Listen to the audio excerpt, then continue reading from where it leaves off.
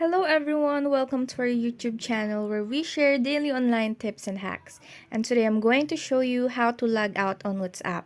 Let's go to our WhatsApp application first. And in here, you can see that our account is still logged in. To begin, go back to settings on your phone and look for apps and click. And once you're here, click the Manage App below System App Settings and look for WhatsApp and then click. And then once we're here, click on the clear data on our lower right screen. And then clear cache first.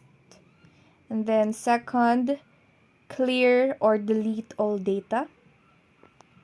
Now let's go back to our WhatsApp application. And now our WhatsApp account is logged out. You can now log in other accounts. If you enjoyed our video, please like and subscribe.